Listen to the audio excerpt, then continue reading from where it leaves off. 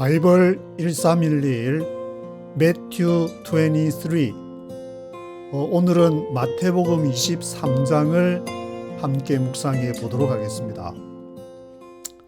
마태복음 23장을 준비하면서 이거 어떻게 해야 되나 그런 생각이 좀 들긴 했는데, 왜냐하면은 여기에 화 있을진저 이게 7번이나 반복이 되면서 화 있을진저 외식하는 서기관들과 바리새인들이여, 화 있을진저 외식하는 서기관들과 바리새인들이여, 화 있을진저 외식하는 서기관들과 바리새인들이여.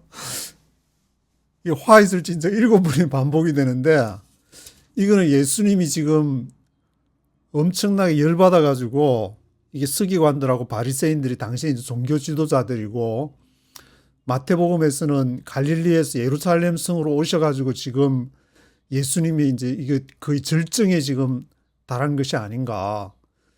그리고 마지막 절정에 달한 마지막 얘기를 하면서 마지막 절에 보시면은 이제부터 너희는 찬송하리로다. 주의 이름으로 오시는 이야 할 때까지 나를 보지 못하리라. 그러면서 이제 예루살렘 성전에 대해서 이제 마지막 때에 어떠한 일이 발생하게 될 건지 그거를 얘기를 하고 있기 때문에, 근데 왜 예수님은 이렇게 흥분을 해서 화 있을진저, 이 화 있을진저란 말이 이제 헬라어를 찾아보면은 우아이 해가지고 감탄사, 네이버의 히브리어 사전하고 헬라어 사전이 있는데, 네이버의 히브리어 사전에다가 스트롱 넘버를 치면은 그냥 우아이 감탄사라고 이렇게 표현이 되어 있는데, 오히려 그 한국의 목회자들을 중심으로 이렇게 기록된 호크마 주석을 보시면은 거기는 우아이, 화 있을진저 우아이라는 데 대한 그런 설명이 저주의 표현이다. 저는 그렇게까지 가고 싶지는 않은데, 목회자들이 함께 다른 주석이기 때문에 오히려 목회자들끼리, 저도 뭐 주로 이제 20년 동안을 목회자들을 주로 대상을 주로 이제 그렇게 취재를 해왔기 때문에 그 사이에 보이지 않는 알력이 어느 정도인지는 조금은 알고는 있지만, 너무 심하지 않았나 생각. 한번 이렇게 참조를 한번 보시면은 여기 이제 23장 13절에 화 있을진저, 이것이 이제 여기서부터 해가지고 7번이 이 반복이 되면서 얘기를 하는데, 우아이라 해가지고 뭐 오 슬프다, 아이고 외식하는 서기관들과 바리새인들이여, 그렇게도 할 수 있는 탄식으로도 사용되기도 하고 저주를 선언하는 뜻으로 사용되기도 한다 했는데, 호크마 주석에서는 여기서는 저주를 내리는 선언문이다, 그러니까 단정적으로 지금 주석을 달고 있습니다. 저는 뭐 그렇게까지는 보지는 않고, 외식하는 서기관들과 바리새인들이여, 외식하는 서기관들과 바리새인들이여 하면서 예수님이 그 십자가에, 왜냐하면은 이러한 것은 예수님이 십자가에서도 자기를 이렇게 잘 몰라보고 하는 사람들을 원망하거나 그러지를 않고, 이게 그 사람들을 전혀 모른다, 아무것도 모르기 때문에 저런다. 십자가에서도 그렇게 하신 예수님이 과연 이 사람들을, 서기관들과 바리새인들을 저주를 했을까? 이게 높으신 많이 공부하신 우리 신학교도 다 이제 박사 학위도 있고 이런 분들이 아마 여기 이제 호크마 주석을 하신 것 같은데, 주로 목회자이지 않나 생각을 드는데, 뭐 신학자나. 그래서 저도 좀 이렇게 놀라게 됐는데, 이게 이 마태복음 23장이 이게 장난이 아니구나. 그래서 첫 번째 여기 13절, 15절, 16절, 23절, 25절, 27절, 29절 이렇게 7번이 되어 있는데, 첫 번째 화 있을진저를 보니까, 그거 전에 요걸 한번 보셨으니까 요거 한번 읽어보는 것도 좋을 것 같아가지고, 이 저주는 이중적 심판으로 볼 수가 있다. 이중적 심판 선언. 그래서 현재적이며 종말적, 미래적이다. 그래서 우아이로 저주되는 7가지인데 이거를 이제 뭐 흔히 칠화선언이라고 그렇게 얘기를 한다고 합니다. 그래서 궁극적으로 상대의 자숙과 회개를 촉구하며 상대를 압도하는 권위에 찬 선언이었다. 외식이라는 말은 가면을 쓰고 무대에 나와 연극하는 자를 의미하는 말인 헬라어 히포크리타이라는 말인데 윗선자 이렇게 번역이 되어 있다.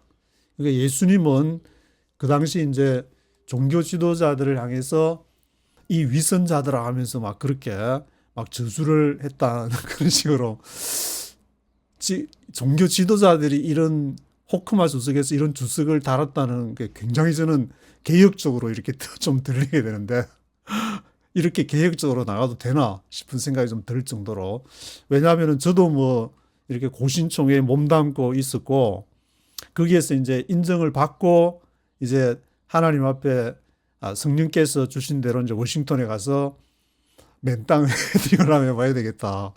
그래서 가서 이제 7년 대환란을 지나고 여기까지 그래서 아직까지 살아 있어가지고 여기 앉아가지고 이렇게 바이블을 하고 있는데 이거 마태복음을 제가 쭉 묵상하면서 야 이거 마태복음 이거 장난이 아니라는 생각이 드는 게 다른 부분에서도 이제 공관복음이 마태, 마가, 누가복음인데 이게 마태복음이 거의 이게 베이직이 기초가 되지 않냐 이런 생각이 너무 많이 들고 있습니다. 여기에서도 너무 많이 드는 게 이 마태복음 23장이라는 것이 마가복음 7장에서도 있고 누가복음 11장에서도 있는데 마태복음만큼 이렇게 정확하게 심도 있게 얘기하는 데가 없습니다. 한번 시간 나시면은 이 들으시는 분들도 마가복음 7장을 한번 읽어보시고 누가복음 11장 읽어보면은 이게 병행구가 될 수 있는데 이 병행구절들에서 누가복음 11장에는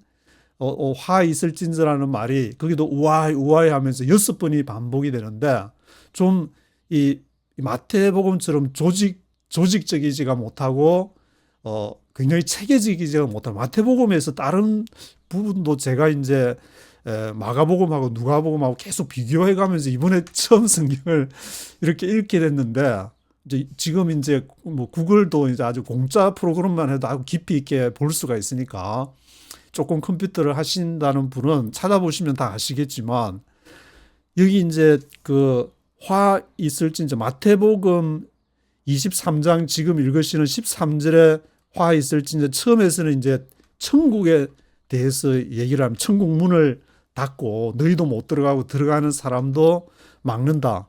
그리고 두 번째 화 있을진저는 지옥에 대해서 얘기를 합니다.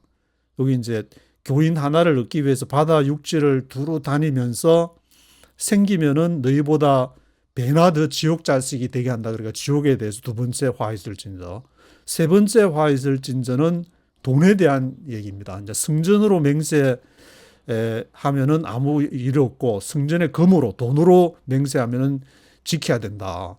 뭐 건축원금 1억 하기로 약속했으면 지켜야 된다. 이런 그런 건 아닌데 뭐 하다가 뭐 1억 약속해가지고 돈 없으면 못 하는 거지 뭐 그걸 갖다가 약속했으니까 지켜야 된다. 이런 식으로 빚내가지고 그러면 바치고 그런 사람들도 봤는데 그거는 성경적이 아닌 것 같고 그래서 또 제단으로 맹세하면은 아무 일 없는데 제단이 예물로 맹세하면은 지켜야 된다. 이게 돈 문제를 쭉 얘기를 아마 그 당시 서기관들 바리새인 종교 지도자들이 아마 그런 걸 좀 돈을 좀 밝힌 것 같아.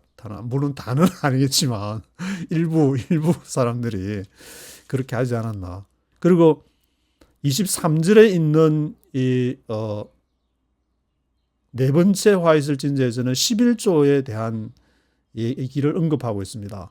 서기관 바리새인들이 박하, 회향, 근체 11조는 드리는데 율법에 더 중한 바 의와 인과 신은 버렸도다.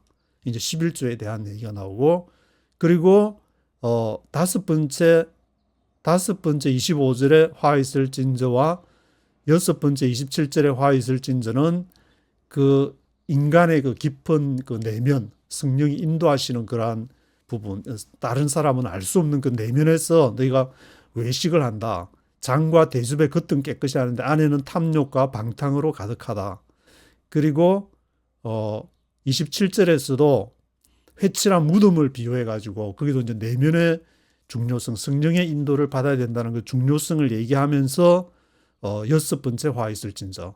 그리고 마지막 일곱 번째 화 있을진저는 선지자들에 대한 얘기를 하고 있습니다. 선지자들, 의인들도 얘기를 하지만 우리가 조상 때에 만약 있었으면은 선지자의 피를 흘리는데 우리는 참여하지 않았을 것이다. 그렇게 얘기를 하니까 그러면 너희 조상들이 선지자를 죽인 죽인 자들의 너희는 자손임을 스스로 증명하는 거냐.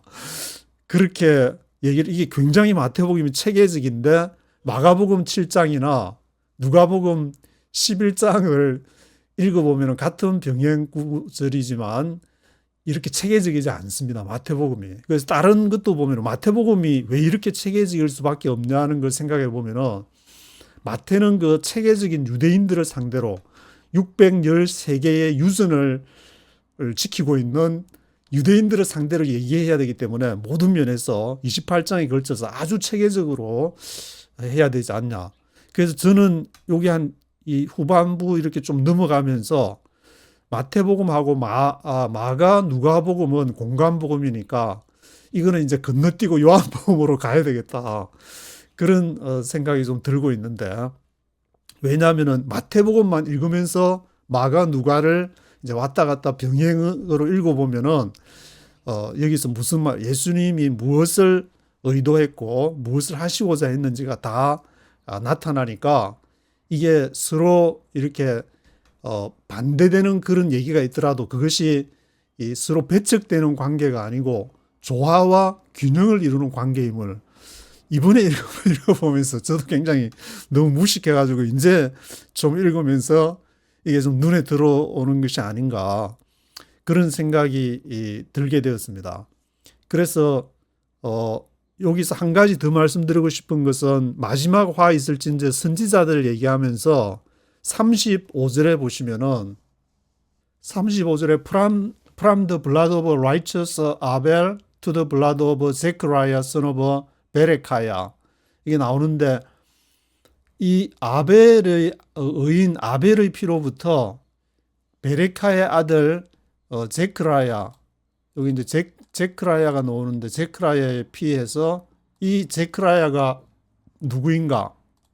이 스가랴도 보니까 호크마 주석에서는 한 5가지로 해석을 쫙 했는데 결론은 알 수 없다.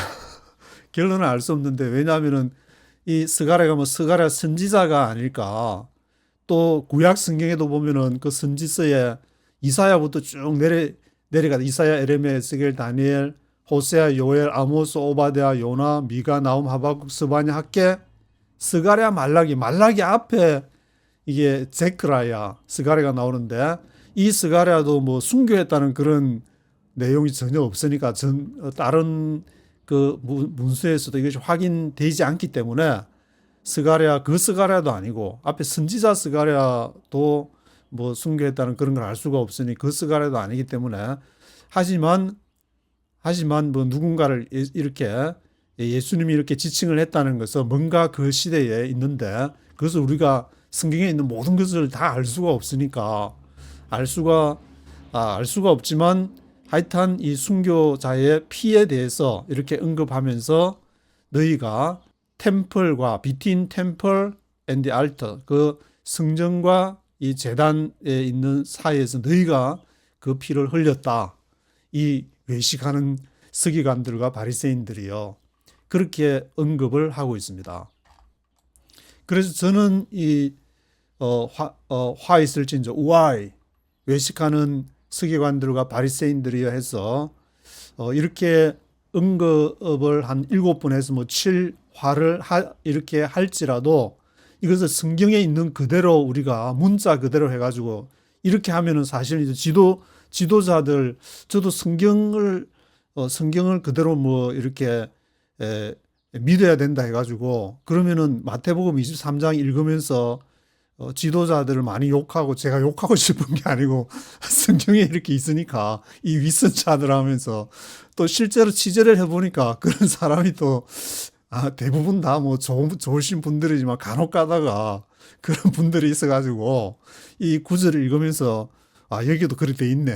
그래서 그렇게 생각을 했지만 너무 뭐 그렇게 욕한다고 해서 세상이 바뀔 것도 아니고 또 뭐 교회가 바뀔 것도 아니고 하니까 참조로 이렇게 이런 세상에는 이런 위선자들도 있고 아닌 사람도 있고 그래서 너무 또 이렇게 예수님이 저주를 했다고 이 목회자들이 한 저기 중심으로선 호크마 주석에서 이렇게 좀 강하게 그렇게 서로 좀 이렇게 고시래기 제살 뜯어먹는 그런 게 아닌가 싶은 그런 생각도 좀 드는데 그야 뭐 이제 성경을 보시는 분들이 그렇게 뭐 하겠다는 거를 제가 어떻게 할 수는 없는 거 같고 이미 호크마 주석은 나왔으니까 뭐 뭘 믿으시든지 성경 문자 그대로 믿으시든지 아니면 저처럼 좀 이렇게 이해를 해서 근데 이해를 이 지도자들을 그러면 우리가 어떻게 지금 봐야 될 것인가 한국에 사실 뭐 지금 보게 되면은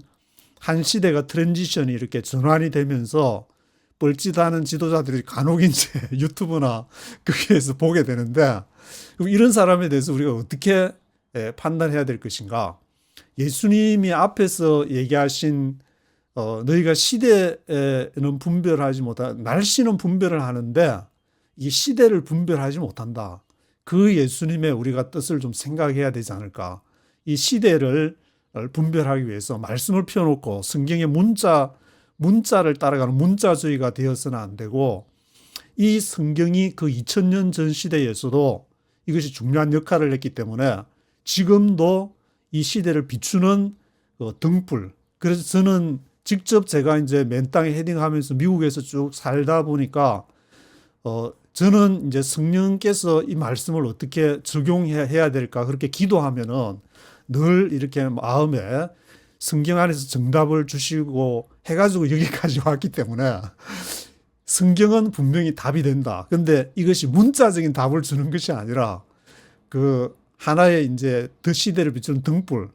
우리가 뭐 큰 등대나 후레쉬나 그걸 있다고 해가지고 후레쉬를 들고 있다고 해서 모든 게 해결되는 것이 아니라 후레쉬를 딱 들고 내가 어느 쪽을 비출 것이냐 잘 살펴가지고 주변을 비춰야지. 후레쉬 들고 있다고 해서 아무 데나 막 다닌다고 동서남북 쏘다닌다 해가지고 막 여기 집회 있다고 해서 거기 쫓아가고 막 온 데를 다 싸돌아 다닌다고 해서 그 등불이 제 역할을 하는 것은 아니라는 생각을 하게 됐습니다. 그래서 역사 공부를 좀 해야 될 것이다. 이게 예수님 이 시대를 보기 위해서 로마 시대가 어떤 시대였는지 그래서 뭐 저처럼 그 시오노 나나미가 지은 그 13권짜리 로마인 이야기를 뭐 쫙 읽어본다든지 또 아니면은 지금 유튜브에 이제 함재봉 교수님 얘기를 보면은 이제 구한말 시대를 저는 뭐 주로 이제 외교학과 다니면서 그걸 사실 그런 공부를 주로 많이 했는데 이게 1884년하고 1894년 그리고 1904년 이 시대를 지나면서 일본의 메이지 유신 이후에 그 시대를 막 지나면서 막 여러 지도자들부터 개화파가 왜 실패를 하게 되고 한반도의 지정학적인 그 요건 때문에 거기서 청일 전쟁이 1884년에 어떻게 일어나게 됐는지 사실 청일 전쟁 청나라하고 일본하고 그냥 일어난 것이 아니고 그 한 12년 이모군란 일어날 때부터 1882년부터 1894년까지 12년을 청나라가 사실 지배했다고 볼 수 있는데 일본이 가만히 있을 수가 없으니까 김옥기원을 중심한 개화파들이 지켜보다가 도저히 안 되겠다. 그렇게 해서 우정국 개설을 할 때에 그때 갑신정변을 일으키면서 막 사단이 나와가지고 이제 청일 전쟁으로 가기도 하고 그리고 러일 전쟁도 보면은 러시아와 일본이 이렇게 그 조선 한반도의 그러한 지정학적인 것을 놓고 또 다투는 세력 다툼도 다 지금 한반도를 중심으로 일어나고 있는 것이고 지금의 상황도 똑같이 한반도를 바라보는 그런 역사적인 관점에서 쭉 보면은 다 해석이 되기 때문에 이런 차원에서 지도자들을 바라봐야 되지 그냥 우리가 단순하게 딱 성경 하나만 딱 갖다 대고 여기 몇 장 몇 절인데 왜 안 해? 탐심을 내지 말아는데 왜 탐심을 내? 그런 식으로 판단한다든지 왜, 왜 안식일 지켜라는데 왜 안식일 안 지켜? 예수님은 뭐 일부러 안식일을 팍팍 깨면서 다 했으니까. 하여튼, 이, 요한복음 5장에도 안식일 논쟁이 있고 8장에도 이제 가늠한 여인에 대한 이야기도 있는데 그런 바라보는 시각들을 한쪽 면에서만 바라보는 것은 조금 지금 시대를 이렇게 전환해서 또 새로운 한반도가 해야 되는 역할, 그것은 저는 이제 하나님 나라 관점이라고 말씀드리고 싶은데 그런 관점으로 가야 그 안에서 이제 다양한 시각이 생길 수 있고 또 각 교단에서 이렇게 주장하는 신학적인 관점을 뛰어넘을 수 있는 그런 시각이 생기기 때문에 지금 한반도는 이렇게 높이 올라서 전체를 다 러시아도 보고 중국, 일본, 미국 기본적으로 네 가지의 관점은 쫙 이렇게 볼 수 있어야 되는데 딱 그냥 같이 맨날 그 이야기만 듣고 있으니까 설교하는 것이 맨날 그런 쪽에 한 가지 시각만 얘기를 하니까 이게 이제 30년 전에 제가 이제 취재할 때부터 야, 이거 어떻게 해결해야 되나. 이거 뭐 도저히 그런데 이제 저한테 온 거는 이거는 내가 해결하는 것이 아니고 하나님이 하시니까 나는 나에게 보여주신 그 하나님 나라를 향해서 도전하는 수밖에 없다. 맨 땅에 헤딩 한번 해보자. 그래서 지금도 이 시대를 그런 것을 제시해주는 어떤 지도자들이 나타나지 못할 때에 예수님은 그들을 향해서 이 윗선자야, 이 외식하는 서기관들과 바리새인들이여, 너희가 성경은 펼쳐가지고 그렇게 얘기를 하지만 정말 이 시대를 바라보면서 정말 하나님 나라를 위해서 일하고자 하는 그 천국 문을 막아버리고 여기 앞에 맨 처음에 너희도 천국 문을 사람들 앞에서 닫고 너희도 들어가지 않고 들어가려 하는 자도 들어가지 못하게 한다. 이 구절이 저는 정말 이 30년을 지나면서 정확하게 와닿는데 하나님 나라 천국 거기를 우리가 뭐 들어간다고 해가지고 뭐 죽어서 가는 그런 세계를 물론 말하기도 하겠지만 물론 이 마태, 마가, 누가 요한복음을 보게 되면은 이게 그 죽어서 가는 그 넷세에 대한 그 비유로 말씀을 했는데 그것도 누가복음 16장에서 딱 한 번만 비유로 얘기하고 있어요. 그 비유도 마태복음, 마태, 마가, 요한복음에서는 언급을 안 하고 있는 비유인데 이것이 누가복음에서도 거지와 나사로 비유, 그 거지 나사로하고 부자 비유에서 나사로는 죽어서 아브라함 품에 들어갔다 그러고 부자는 저 소울에 음부에 들어갔다 그래서 이제 이게 있어가지고 큰 구렁이 있어가지고 이거는 천국이고 이거는 지옥이다. 그게 이제 딱 하나 누가복음에서는 왜 그런 얘기를 하냐면 이방인들에게 이 복음이 이제 확장이 돼야 되니까 아마 호소력을 하기 위해서 이러한 비유를 또 인용을 우리 선생님께서 인용을 하신 것 같은데 하여튼 이 천국이라는 것이 바로 하나님의 나라를 말하는데 죽어서 가는 것도 되지만 죽음과의 영혼을 영생이라는 것 자체는 예수님 자체가 부활이요 생명이요 나는 부활이요 생명이요 영생이는 너희 죽어도 살겠고 그런 것이 쭉 연결이 되는 것을 말하는 거지 그 신비한 세계를 자기는 가보지도 않은 죽은 이후에 그 천국만을 말한다는 것은 성경에 굉장히 위배되는 그러한 내용이라는 생각이 들고 그래서 이번에 이제 이 마태복음, 공관복음, 마태, 마가, 누가 공관복음을 쭉 이렇게 비교해서 보면서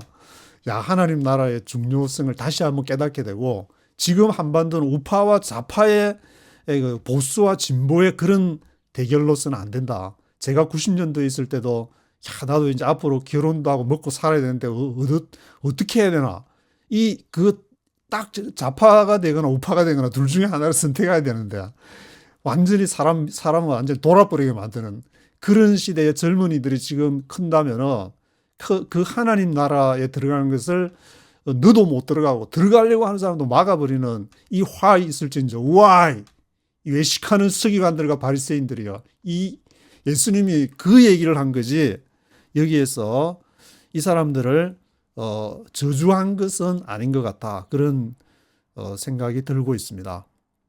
그래서 하여튼 뭐 여기에서 이 화 있을 진저라는 것이 너무 이렇게 강조가 마태복음에서는 너무 자세하게 그리고 체계적으로 되어 있다.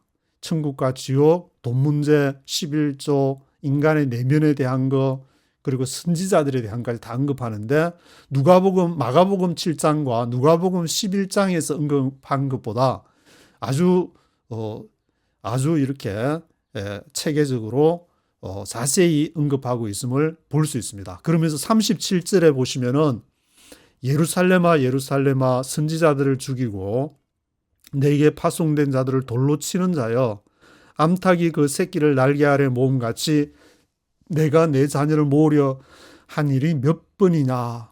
그러면서 이 24장에서는 그 예루살렘에 대한 예수님의 그러한 탄식과 그런 예언을 계속 이렇게 언급하고 있는 것을 볼 수가 있습니다.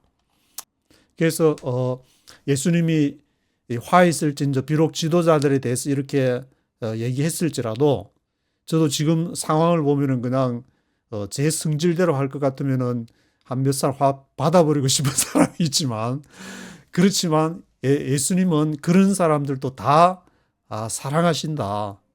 그 예수님이 이렇게 한 것은 결국에 자기 일을 십자가에 내어주고 그들을 새로운 생명으로 부활시키기 위한 그러한 것이기 때문에 언젠가 저들도 하나님의 나라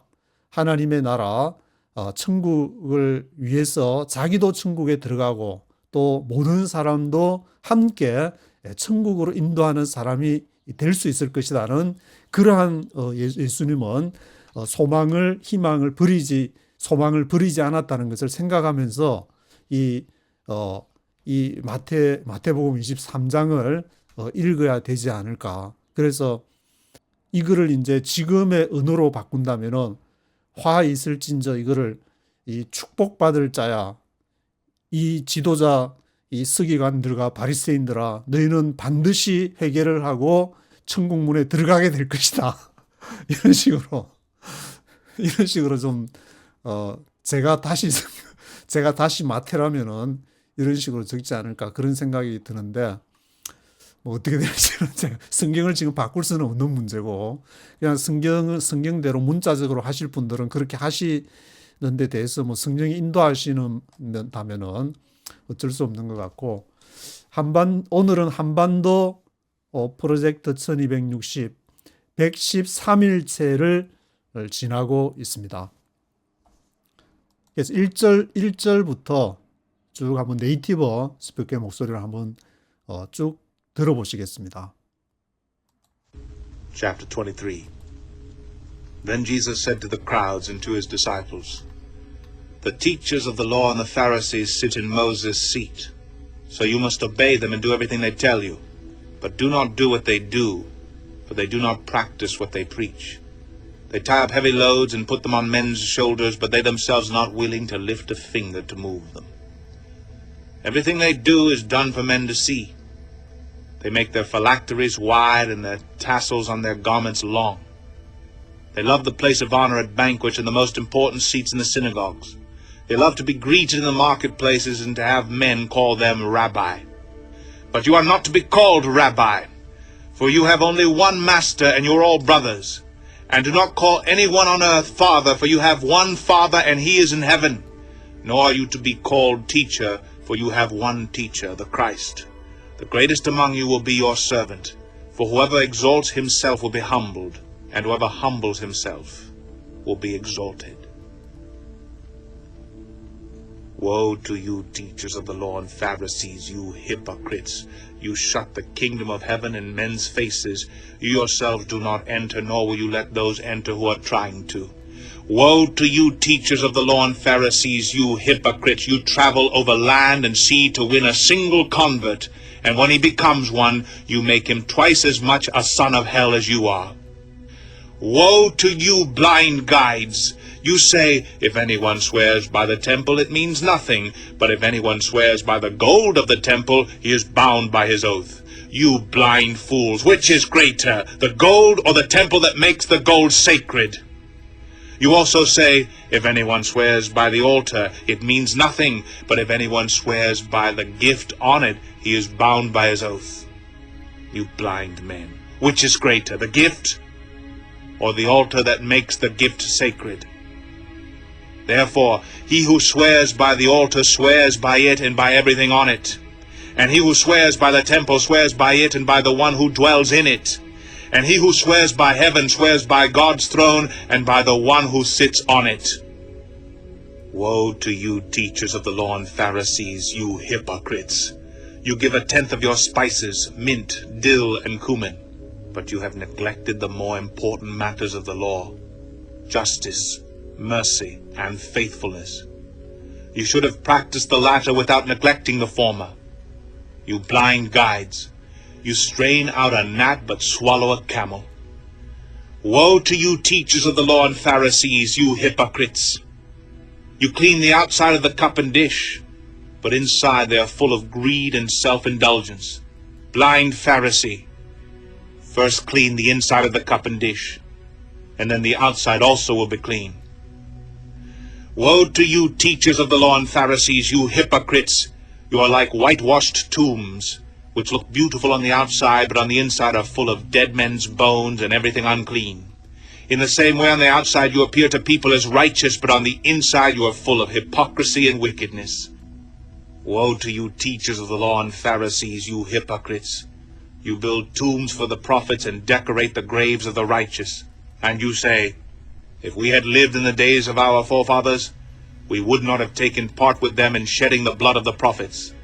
So you testify against yourselves that you are the descendants of those who murdered the prophets. Fill up, then, the measure of the sin of your forefathers. You snakes, you brood of vipers, how will you escape being condemned to hell? Therefore I am sending you prophets and wise men and teachers.